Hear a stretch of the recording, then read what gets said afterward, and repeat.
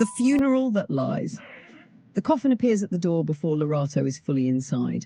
6 men carry it, dark suits already powdered pale by the road.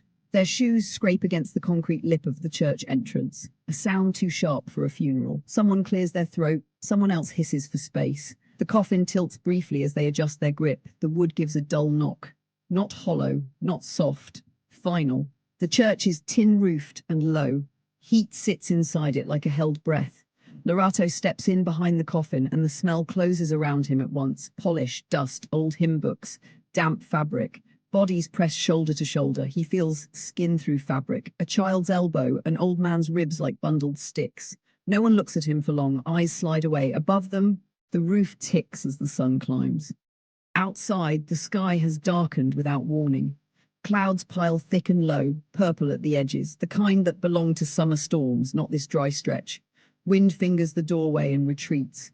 The coffin is placed at the front with care that feels rehearsed. The men set it down quickly, efficiently, as if the weight inside might stain them if held too long. There is a white cloth ready. It is smoothed flat, corners tucked, the wood hidden. No one spills anything, no one speaks the old words. Lorato stands halfway down the aisle. He does not move closer. He watches hands instead, how they hover, how they avoid the lid once it is covered. His chest tightens, not sharply, not yet, just enough to notice. Someone begins a hymn. The first note comes out thin, uncertain. Others follow louder until the sound swells and fills the room, pressing against the tin roof. Lorato opens his mouth with them. His voice joins out of habit, finds the melody without effort. The words pass through him without landing. A woman behind him wipes her nose loudly. Another shifts her feet, rubber soles squeaking. Somewhere near the front, a baby fusses and is quickly stilled. Lorato's eyes move back to the coffin. Covered now. Anonymous. It looks smaller than it should. Too neat, too clean. He thinks of his grandfather's hands. Broad palms, always dusted with snuff. Nails dark with soil, no matter how often they were scrubbed. Those hands are not visible here. Nothing of him is except the shape beneath the cloth. A bead of sweat runs down Lorato's spine. The air does not move. Outside, thunder rolls once, low and close. The sound passes through the walls and settles under the hymn, not loud enough to stop it, just present enough to be felt. The tin roof shivers faintly, a nervous sound. No rain follows. The hymn ends. Silence rushes in to fill the space it leaves, thick, expectant. Lorato swallows. The taste in his mouth has changed. Metallic. Dry.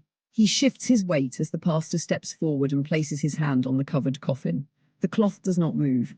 Lorato's breath catches briefly, as if something inside him has leaned forward and stopped short. The cloth does not move. The pastor's hand remains there, fingers spread, as if feeling for breath through fabric and wood. Today, the pastor says, voice lifting easily, we celebrate a soul returned to the Lord. Returned. The word lands wrong. Lorato exhales slowly, carefully, as if any sudden movement might disturb something fragile in the air.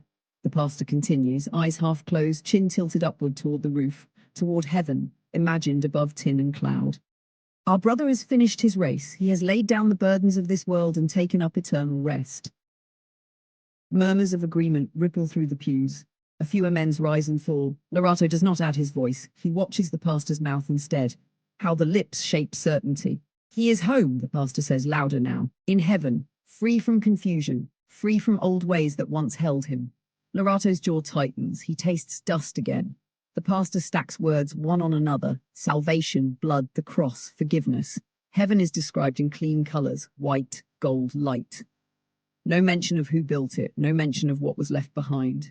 Lorato's gaze drifts to the elders in the front row, old men, backs curved, hands folded neatly in laps. One does not look at the coffin at all. His eyes are fixed on the floor. Another presses his lips together, thin and hard, then glances sideways, just once. Their looks meet and slide away. Our brother turned away from darkness, the pastor says. He chose truth in the end. A cough breaks out near the door. Too sharp, quickly smothered. Lorato remembers his grandfather's voice, low, amused, never raised. Sitting close to the fire, the smell of wood and earth. Stories told without hurry. None of that fits the man being spoken of now. The pastor lifts a hand, gesturing upward. He waits for us there. We will see him again if we remain faithful. Faithful to what? Thunder rolls again. Closer, deeper. A few heads turn toward the windows. Wind pushes in, sudden and cool, lifting the edges of the white cloth for the briefest moment before it settles again. The pastor pauses, smiles wider. Even the heavens rejoice. Lorato's stomach twists. The hymn begins again. The congregation rises as one body. Benches scrape, fabric rustles. Lorato stands with them. He sings because he always has. At first, there is only the hymn.